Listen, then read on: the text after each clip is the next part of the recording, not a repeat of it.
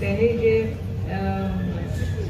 आपल्या पुढे वक्तव्य केलं की हे सगळं जे चाललेलं आहे ते शिवाजी महाराजांचा इतिहास पुसण्याचं काम चाललेलं आहे आणि ते कधी शक्य होणार नाही.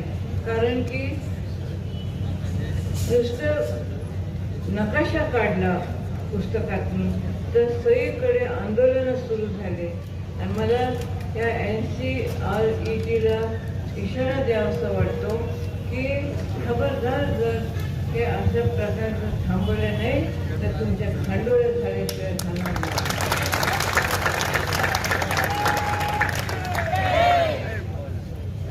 आणि अशा तऱ्हेचं हे सगळं चाललेलं आहे.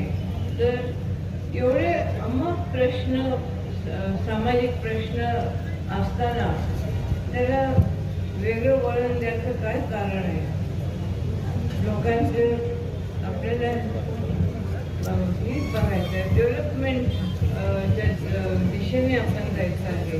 जे शिवाजी महाराजांनी जे आपल्याला एक पायाला घालून दिलं, एक विचार दिले ते आणि एक वारसा दिलेला आहे तो आपल्याला राबवायचा आहे.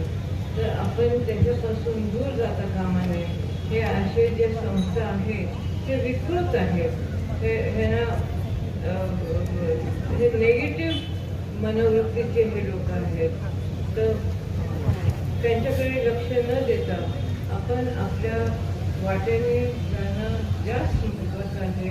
आणि त्याच्यासाठी एकजूट राहणं, युनायटेड राहणं हे फार महत्त्वाचं आहे. शिवाजी महाराज